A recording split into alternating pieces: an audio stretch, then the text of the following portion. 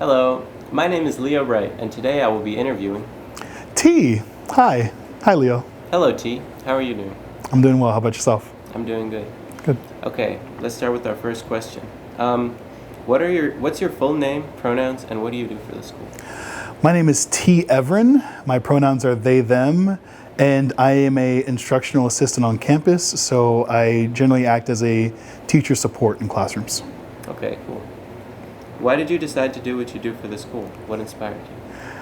I think the word decide is a very interesting one in that because I kind of just went all over the place with my life. How did you end up doing what you do for the school? I was training to be an EMT, and I had a terrible driving record. And so they wouldn't let me drive an ambulance. And it just so happened that I could use my EMT certification to get a job working in special education. And from there, I started when I was 21, and I've been doing it for over a decade, and I love it. So I just stuck around. Have you been doing it at Mountain View this whole time? No. I started in Santa Cruz, and then from Santa Cruz I went to Palo Alto, and then from Palo Alto to Mountain View. I've been with Mountain View. This is my 4th year. The seniors graduating now, or we're freshmen when I got here. Nice. Yeah. How have you changed since you started doing this job?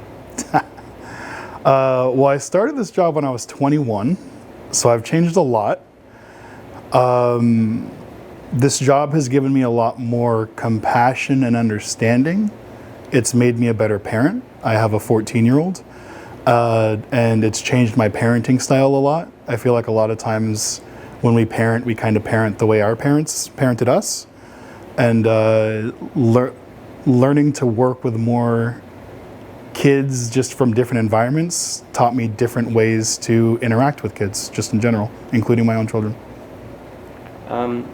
What inspires you to go to work every day? My students. Can I tell you a secret? Okay. On the longer breaks, I actually miss my students. Like a week-long break, I'm like, I kind of miss my students. And then day one, I'm like, I could go back to break. But if it's the week-long breaks or longer, I miss the students. I do. Y'all are fun. Mm-hmm. What do you think is the best approach to ensure students' wellness? The best approach to ensure students' wellness. Well, the short answer to that is I don't know. Yeah, maybe we should wait. Tragic. Can you? Nope. It's happening. What do you think is the best approach to ensuring student wellness? The short answer is I don't know. I don't know the best approach. I know that my approach is caring about the entire student. I think as an educator, it's very easy to care about the student's grades. I try to care about the student's life, like your home life, your personal life, the sports you're interested in, the extracurricular things you do. Because I think for most students, you care more about those things than you do about grades. And so when someone else cares about the things you care about, that matters. And I think that helps build bridges with the students that sometimes don't always feel like they have an adult that actually invests in the things that they care about. And how do you implement that? How do you show kids that you care about them beyond their grades? Oh, what a great question. Well, it looks different. Depends on the student. Some students, it's about, I'm very generous with my time. I don't think I've ever told a student that I'm too busy. Even when 2 or 3 students are talking to me at the same time, I'll do my best to talk to every student. I have gotten up at 4 in the morning to go see some students' dance performance at 5 in the morning because they were doing some cultural dance that had to start at the sunrise. I come to games to support students. I come to theater productions. I come to choir dances. More than that, though, it's just what you spend your time talking about and asking about. I'll ask a student about like, what's your home life like? You know, not like that. That's weird. That sounds like a narc. But it's just like, you know, like, you know, how was your weekend? What'd you do? Okay. They might say, I spent some time with my parents, and I'll be like, okay, do we like our parents, or are we like, you know? And then that's me asking, what's your home life, right? Like, right? Like the student talks about, you know, we get along, we're okay. It's middling. I've had one student say, my dad sucks. And I was like, that's crazy. Why do you say that? Right. And now we're talking about something that matters about the student. And I think that having an avenue to have that conversation, it creates connection with people. Yeah. And it sounds like a good way to establish that you're someone that can be talked to about those things. I try to be. Wait. T? You're getting too comfortable. I'm sorry. I'll be less comfortable. Get uncomfortable. Yeah. Can you share one of your favorite moments where you felt like your presence made a meaningful difference to a student? Favorite moment is very funny. This is gonna get sad. This student has since graduated, but over Christmas break, their mom passed away, and they were very close with their mom. And when I was 16 in high school, a junior, over Christmas break on Christmas Eve, my dad passed away. And I would talk to that student a lot. They went from just hanging out with friends all the time to spending lunches just in the classroom that I was in. And then one lunch, we just started talking about what it's like to lose a parent. And the bell rang, and we kept talking. I reached out to the teacher whose class I support in, and I was like, I'm not gonna make it, and this might get me in trouble, but that student ditched their 5th period, and we sat in the classroom, and we commiserated, we laughed, we cried. But for me in that moment, it was more important for us to have that conversation for that student and their healing than it was for them to be in class. And that's kind of what I mean about caring about the student's life. I think school can sometimes be this weird dystopia where something terrible is happening and then I have to teach you algebra. That's so crazy to me. Like, I just think of like having the worst day ever and then someone is in your face trying to teach you math.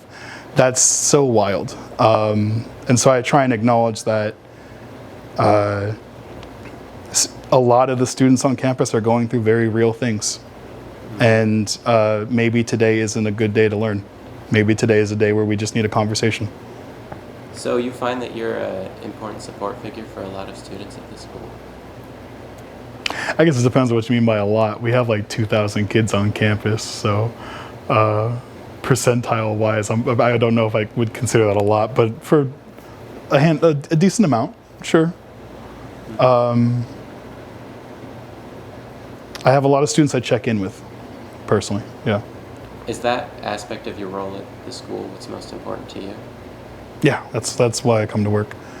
I get paid to teach academics, but that's not what I enjoy doing. That's not what I do. It's not what I'm here for.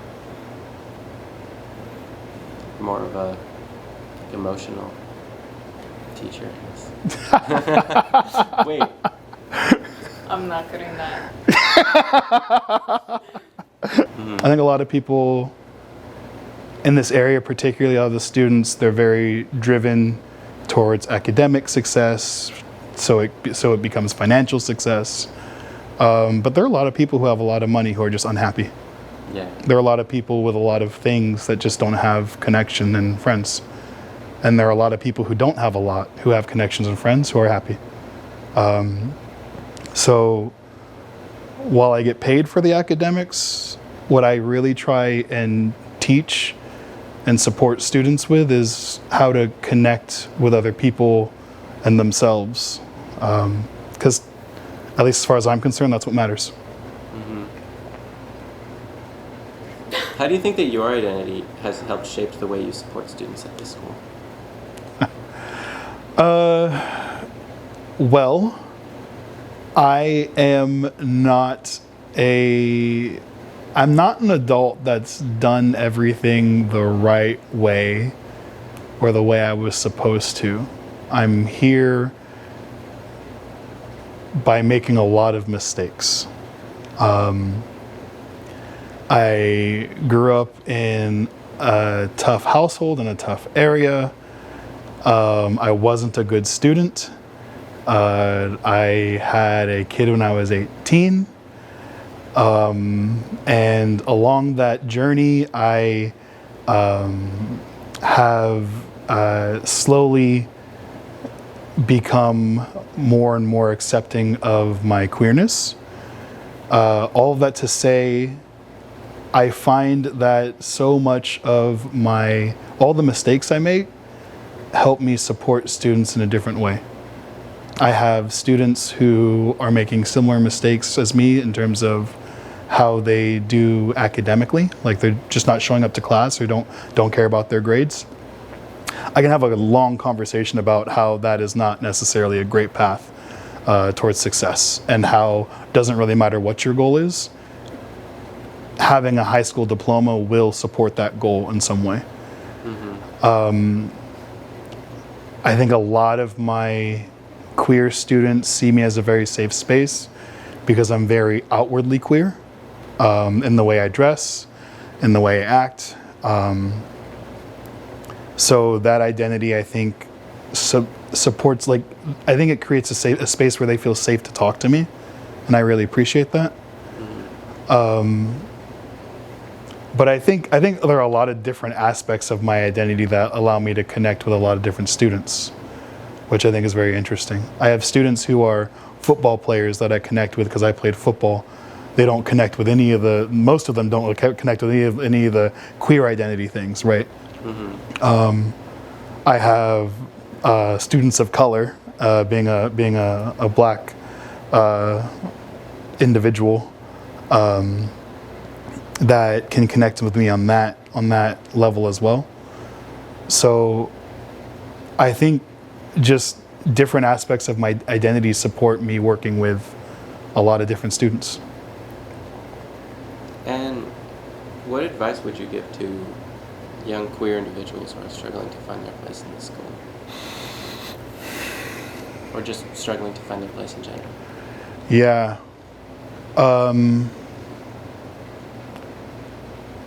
It sounds weird, but try and find a hobby. Because when you have something to do, you can find people who will do that thing with you. And that will give you some sense of community.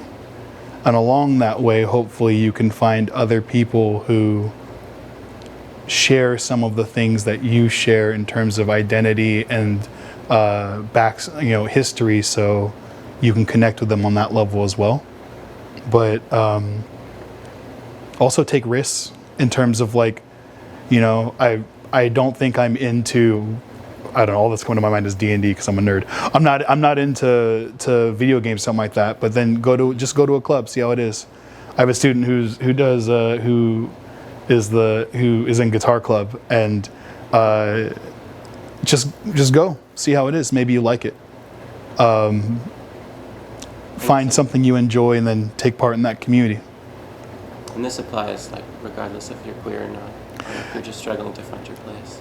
Yeah, and regardless of age too. I have a very close friend who is going through a divorce and trying to figure out just who they are outside of their marriage. And my advice to them has been consistently get out of the house and go do something. Finding community is very important. And a good way to do that is to have interests and then go to spaces where people are doing that interest. Do you have an example of something that fulfilled that role for you, like a hobby or an interest that helped you find yourself?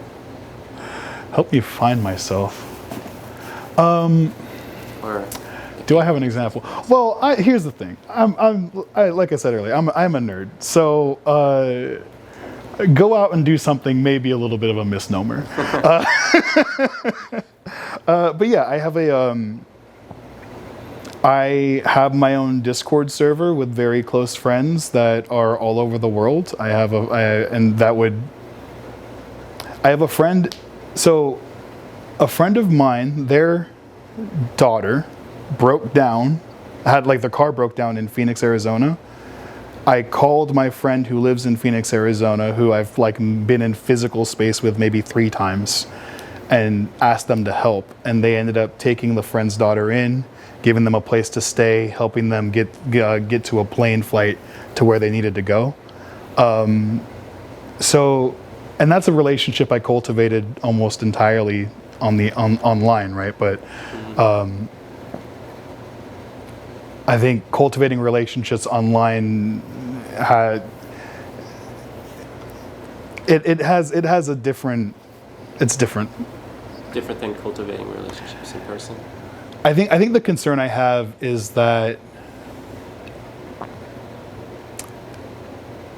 online friendships can be very deep, but also a lot of them aren't. But I guess that's true of in-person friendships as well. And so at some point, and also there's a level of, there's a lot of social distrust. So I hesitate to say online is a great, should be your first step in terms of cultivating a community. What do you mean social distrust? You know, people have a view of like having online friends that, you know, you don't know the person, you haven't met them, they could be anybody, you know, so I think I have a concern being like an adult staff member saying like, yeah, go make friends online, you know, but I've made a lot of friends that way, so I don't know if I want to advocate for it, but it is something that I do, so wherever you put that. Okay, and to finish, do you have any final messages towards students that are struggling with their identity or struggling with life in general? Take your time. I think in high school we start to feel like we have to figure things out because we're going to be adults soon. We have to figure things out because I think there's a lot of pressure to like have an idea of who you are and what you're going to do. I can say with confidence that if anyone who knew me now met me in high school, you would be like, that's crazy. You're going to be figuring out who you are for the next, if you're lucky, your lifetime. You'll keep growing, you'll keep changing. If you're unlucky, you'll figure yourself out soon and you'll be done. You think self-discovery is It's a lifelong process. If I'm the same way I am now today in 10 years, I will have failed. So I think if you're trying to figure yourself out, you're in a great space, and just keep doing that. All right. Thank you for this interview. This is wonderful. Oh yeah, thank you. Thank you for being here. My pleasure. It was a good talk.